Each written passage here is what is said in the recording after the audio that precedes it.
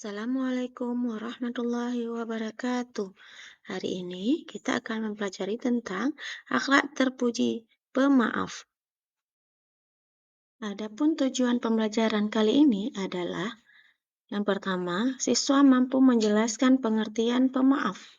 Yang kedua, siswa mampu menjelaskan tentang hikmah memaafkan. Dan yang ketiga, siswa mampu membiasakan sifat pemaaf. Keempat, siswa mampu membuat cerita tentang pemaaf.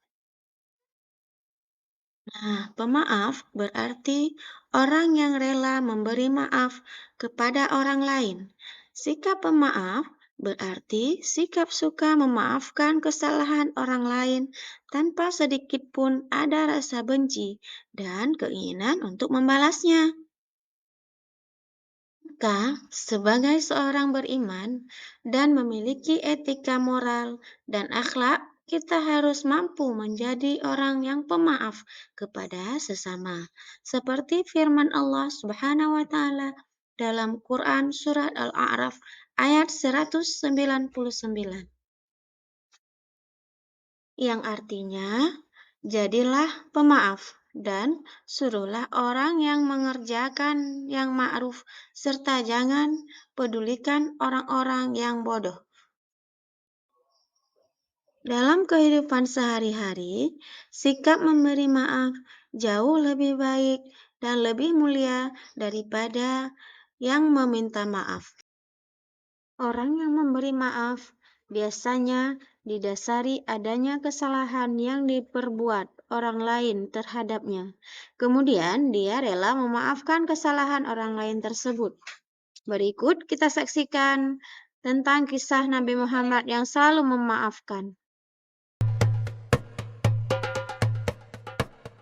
Dalam riwayatnya, Rasulullah SAW selalu bersifat rendah hati dan pemaaf.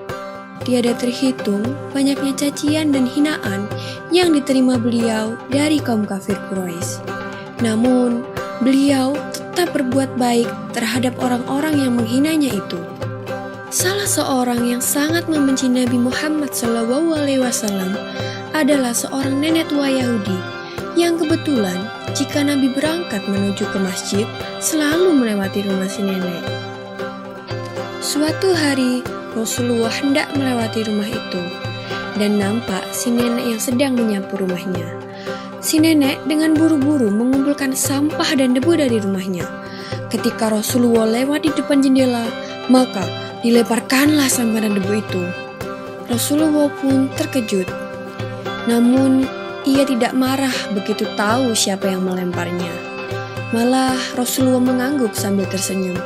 Assalamualaikum, sapa Rasulullah. Nenek itu malah melotot kepada Rasulullah. Anyah kau, kata si nenek. Keesokan harinya, Rasulullah hendak melewati rumah itu lagi. Dan ternyata si nenek sudah bersiap-siap lagi melempar Rasulullah dengan kotoran. Kali ini dia juga meludahi Rasulullah. Namun, bagaimanakah sikap Nabi Muhammad SAW? Lagi-lagi, Rasulullah hanya tersenyum dan berusaha membersihkan pakaiannya. Si nenek menjadi tambah marah karena Rasulullah SAW tidak tampak emosi sedikit pun. Begitulah, beberapa hari Rasulullah lewat di depan rumah nenek tersebut. Setiap kali itu pula, ia menerima lemparan sampah, debu, dan lain-lainnya. Rasulullah tetap saja tidak marah terhadap nenek tua Yahudi tersebut. Suatu hari, Rasulullah SAW lewat lagi di depan rumah sang nenek. Tapi, kali ini tampak ada yang berbeda. Si nenek tidak terlihat di depan rumah seperti biasanya. Padahal, Rasulullah sudah bersiap-siap untuk menyapa nenek tersebut. Aneh, pikir Rasulullah. Pasti ada sesuatu yang sedang terjadi pada si nenek. Lalu, Rasulullah mendatangi dan bertanya kepada tetangga si nenek. Apakah engkau tahu apa yang terjadi dengan nenek di sebelah rumah ini? Aku tidak melihatnya hari ini. Tetangganya pun menjawab pertanyaan Rasulullah. "Mengapa engkau begitu peduli pada dia, wahai Rasulullah? Bukankah ia selama ini selalu menghinamu?" Mendengar pertanyaan dari tetangga si nenek, Rasulullah hanya tersenyum. Tetangga itu lalu menjelaskan bahwa si nenek tinggal sebatang kara dan kini ia sedang sakit keras. Maka dengan segera Nabi Muhammad SAW menuju rumah si nenek yang sedang sakit. Di rumah itu, Rasulullah membantu memasak, mengambilkan air dari sumur, dan membersihkan debu-debu di rumah. Si nenek merasa begitu heran melihat ada orang yang berbaik hati membantunya. Ia pun berusaha bangkit dari tempat tidurnya, dan alangkah terkejutnya si nenek ketika tahu siapa sebenarnya orang tersebut. Dan begitu melihat wajah Rasulullah yang sangat tulus merawatnya sewaktu sakit, si nenek itu pun langsung menitihkan air mata. Selama ini, tidak ada seorang pun yang mau merawat si nenek. Akan tetapi, orang yang selama ini dihina si nenek terus-menerus malah menjadi satu-satunya orang yang bersedia merawat si nenek dengan penuh kasih sayang. Si nenek pun segera meminta maaf kepada Rasulullah, sembari terus mengeluarkan air matanya. Pada akhirnya, si nenek mendapatkan hidayah untuk memeluk agama Islam dan menjadi seorang muslimah yang taat. Banyak sekali orang yang masuk Islam mengikuti jejak si nenek karena melihat akhlak Rasulullah yang sangat luar biasa ini. Begitulah salah satu kisah teladan tentang kemuliaan hati Rasulullah.